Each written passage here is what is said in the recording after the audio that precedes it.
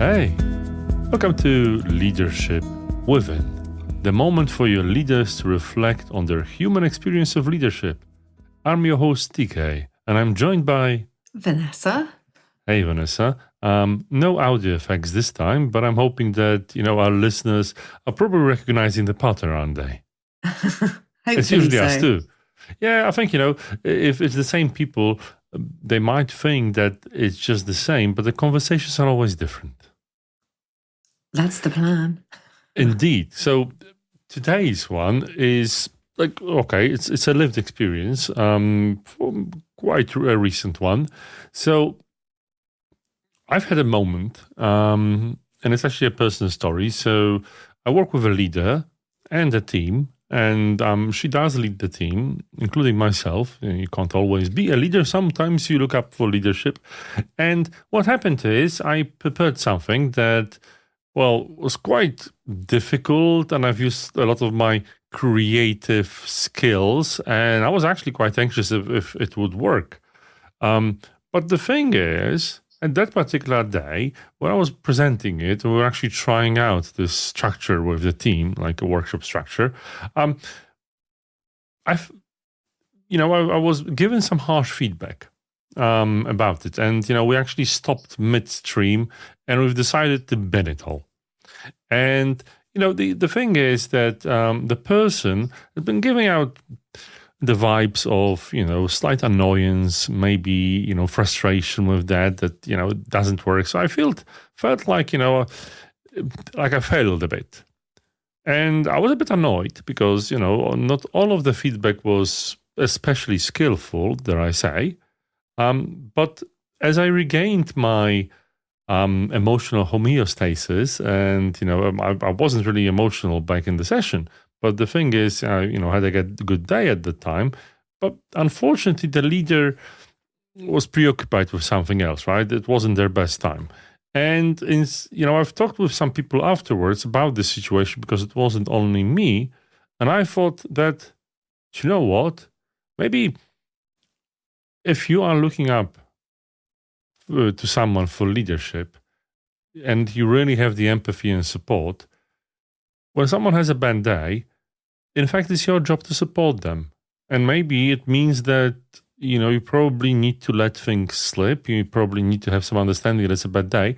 But on the other hand, there are boundaries. And it's a difficult needle to thread. So I'm wondering if you ever had this experience when you thought, well, should I give someone the feedback, or should I actually support the leader, even if it means possibly not speaking up? Oh gosh, yes, I've had a very recent example of this, and I think what I notice is when I'm holding that tension of the should, Yeah. that it just really doesn't. I don't think I do my best work there. Mm-hmm. So almost like I've got to make a decision to either do what you said, like let it go, or actually speak to it.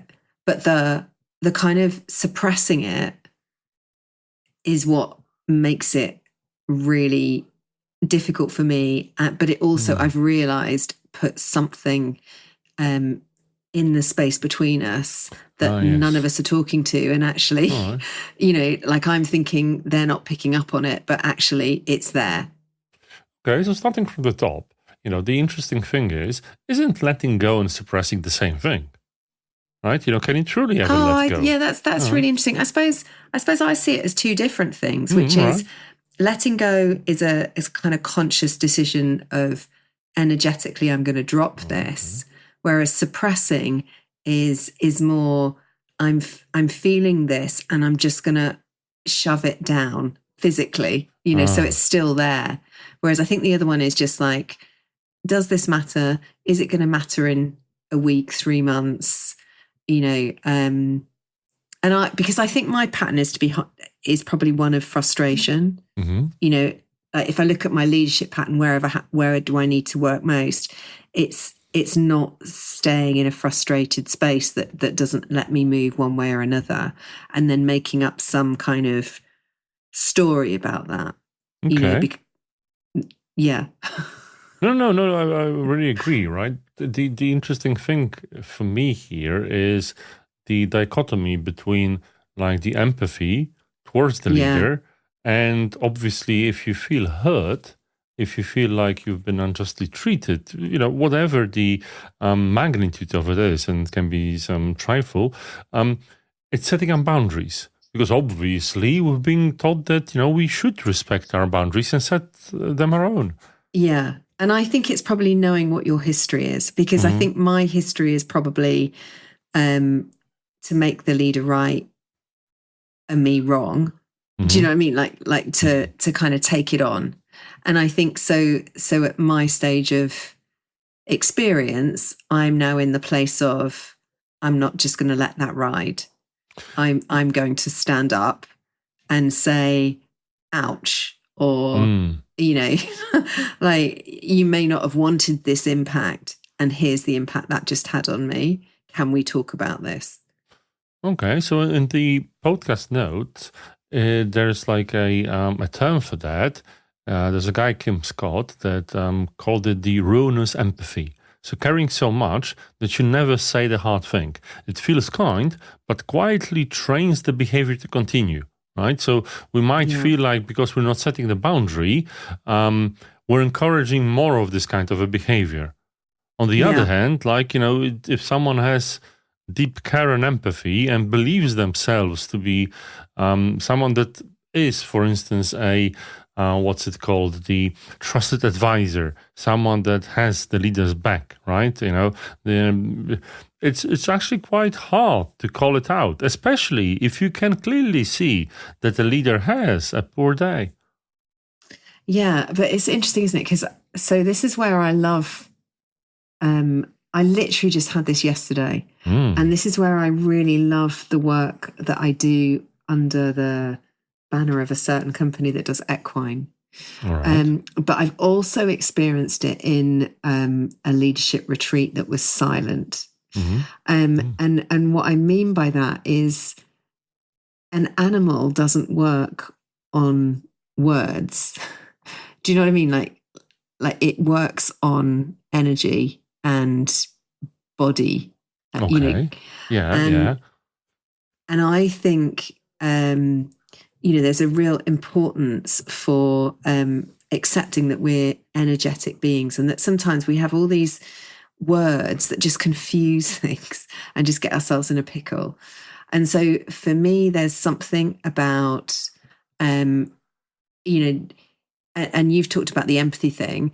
Yes. Yeah, as an empath, sometimes we're so busy feeling with people and feeling their feelings and feeling our feelings that actually, saying no or having a carving out space for yourself can be really tough, particularly when there's a lot of noise. And I think it's really easy to get inducted into someone's story about why that happened or what that happened. But the truth is, there's a felt experience about something. And I think it's, the older I get, the more I realize it's important to not dismiss the impact, the felt impact of things. All right, I can totally agree. But the real question is, should we do it then and there, right? If you clearly know, and then you can clearly vibrate with someone and you can clearly see with the energy that they're bringing that there's a lot of anger, irritation. It might not be directed at you, but it might not be the right time and place. Yeah, well, and I would argue it's less about time and place and more about, can I manage the state, the emotion, and so a lot of the time, we're recommending things like breath work and, take your time out and, whatever it is. And that's great. But sometimes if you take time out and you go and you regulate and blah, blah, blah, and then you don't actually come back to it, it kind of stays as this loop that's not closed. Oh, yeah. So for me, there's something about how can I shorten the distance between something happens and I have a reaction to that, and then I can calm that reaction. I can name how I'm feeling about something, and I can then say, what I need is this, or can we, make a clear request. And I think the more I practice doing work around regulating my feelings, understanding my feelings, being able to articulate them, but also then go, what is it I need? Then I've got more skill, and I can stay. So what I sometimes feel, and maybe this is just me, but I sometimes feel if we're always not able to stay with the heat in the moment and work through it, then actually do we lose something valuable from that? Well, even if you can stay in the heat of the moment, and I remember in this situation, I was actually quite, skilled. I have to say that, I was being able to diffuse the situation and not make it about myself and how I was feeling about abandoning this kind of work and feeling like, I have failed, but actually objectively dissecting the problem and so on. But I still felt the duty of care. Like, at that particular moment, I was stunned a bit. But on the other hand, I felt like, well, it's more productive if I set my feelings aside and make sure that we get a productive outcome out of the meeting. Even if it is, let's talk about, the next step. Let's talk about what to change in this thing that didn't work. And yeah, all right, it took me quite some time after the session itself to go back to, after reflecting, to go back to like harmony emotionally, because after a while it got to me that, oh my Lord, right? I don't know what to do. And I've worked so hard on it and no one gave me the feedback before. And just when we've, done the dry run, it dissipated and, it's just fallen apart and, why this and that. But on the other hand, I felt like, well, the need of the moment is to actually salvage something productive rather than delve into how I feel at that time. And I think you have. I think you've done it. Like I would argue with you a little bit that actually what you did was made a conscious choice. So therefore you regulated how you felt, and you said, I'm going to make the choice to, that there's something bigger than my feeling about this that matters. But I don't think it was a conscious choice, to be honest, Vanessa. And I wish I had the chance to actually, at that particular moment, say, all right, let's stop. I want to acknowledge I feel crap about the fact that we're binning this whole thing that I've worked X, Y, Z hours on. But I just thought, well, the right thing to do is just to set my feelings aside. And, she might have a bad day, but we need to get something productive out of it. People are listening. So, it's not, even if the decision is right, I would wish that I had a chance to make it rather than, go through the pattern that I recognized as correct. So help me understand, which is the pattern that you recognize as correct? Well, the pattern of behavior that in a certain in a situation like that, the way I feel about things, the way that I feel annoyed and disappointed that my work was criticized, isn't the most important thing. And it's just an automatic thing that plays out. Okay, it's a bit of a shame, if you didn't it? do that, what would you do different? What would you do instead? Well, I guess acknowledge that. Right? It's like, oh, that's a shame. Or even, it's like, well, there's just a human reaction of being angry and annoyed at that. And it's just saying, look, right? Hey, I've worked so much at it. Why are you criticizing this so much? And you get defensive. You say, look, you've had all the chance in the world. You've read this scenario. You've seen it. And now we're binning it. I was like, come on then, right? But on the other hand, yes, okay, rationally, I can see the point. And in fact, it is quite true after quite some time that has passed since this particular event, what turned out is we're doing something else and it's actually the right thing to do. But at that particular moment, instead of making a choice between lashing out in anger and being productive, I just automatically went to being productive, which is the right thing to do, but I didn't feel like I made a decision. Okay. So it's a feeling that you didn't make the decision, and yet what I'm hearing is you did make the decision. It's an interesting one, right? I just, in my mind, I can't put a finger on it in a way that I just felt like that's the natural and productive thing to do. And I was like drilled through, all the work that I've done on myself to react in a certain manner. And Yeah. I So you know feel you that you sold work a yourself lot. out. Yeah. You feel it like you sold a part of you out. Is that it? It's quite hard to, well, I actually don't know, because this was the productive thing to do. And as much as we have our experience and we've been through situations like that, it's great that I went through to this automatically, right?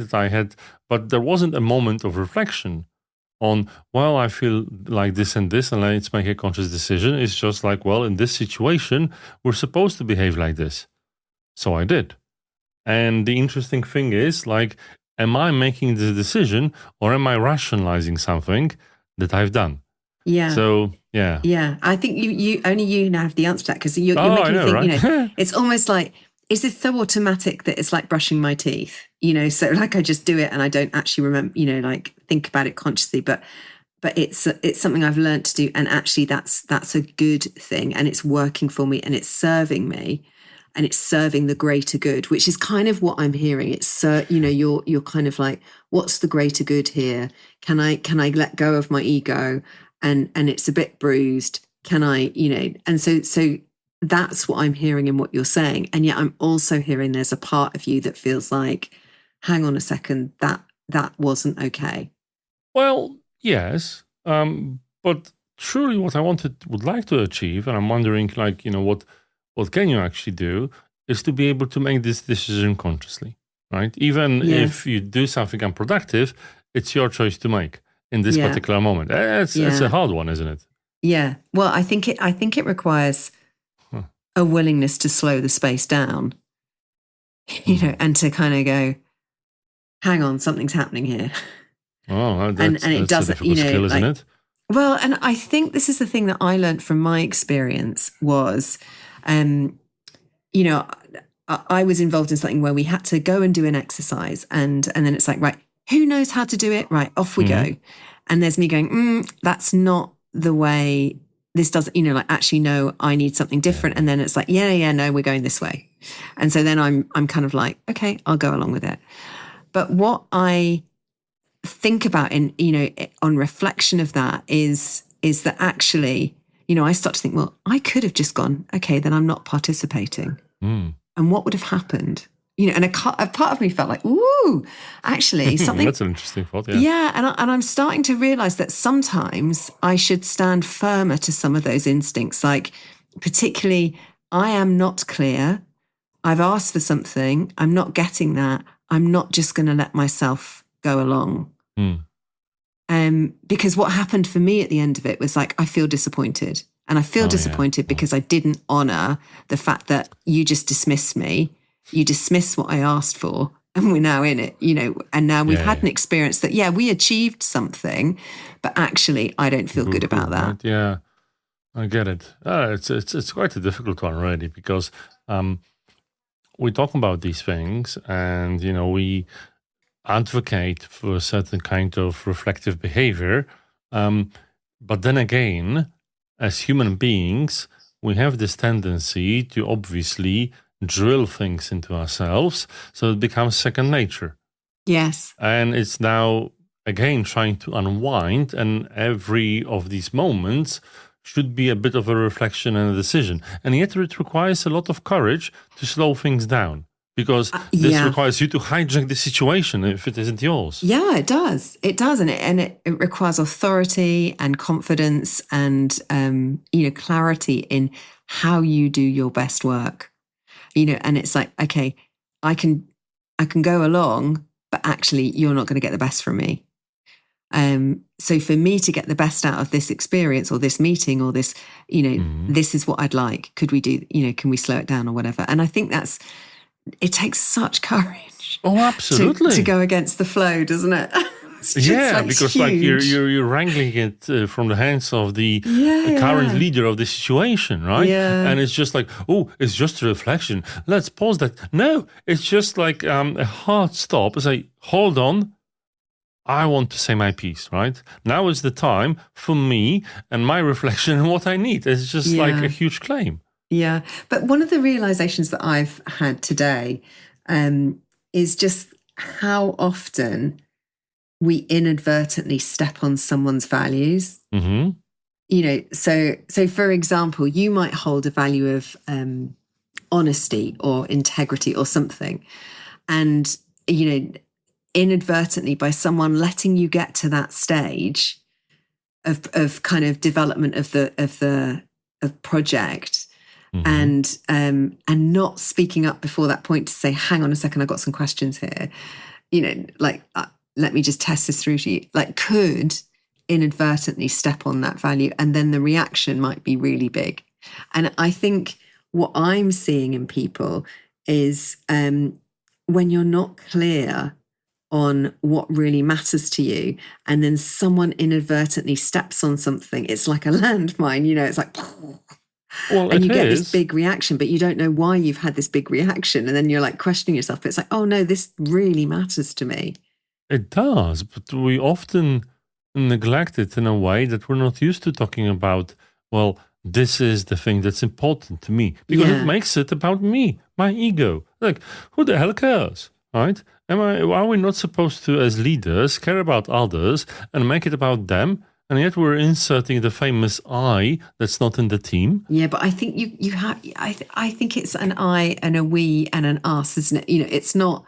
You can't not have. No, you can't. An I in it. Of course, right. But I think sometimes we think we shouldn't. Oh, quite often. I quite often fall into this trap of like, well, let me be selfless. And thus, what I care about is the least important thing. Yeah. Because as a servant leader, I'm, a servant first, which is a leader. It's a difficult one to untangle, obviously. Yeah, but I think that's a really interesting, probably a chat for another day. But I do think you can't, being a servant, but not having any identity, I don't think is leadership either. Well, and as no. I think it's a great point to wrap up, because what I'm getting from this conversation, Vanessa, is the fact that, maybe, I'm not saying I'm an egomaniac or anything, but I try to subdue the I quite a bit. And well, this conversation shows me, and the analysis of this particular situation, that it can be quite unproductive, even if it feels like I'm doing a good thing. What do you think, Vanessa? What's your summary? Yeah, no, I think that's a fair summary. I think being clear on what matters to you and being self-directed is part of leadership. And I think it matters. And I think it matters that you know why you're doing things, so that you can navigate through some of this stuff that gets very confusing when you're in a bigger why. So yes. Yes, indeed. All right. Have a nice one, and we'll see you in the next episode. Bye-bye.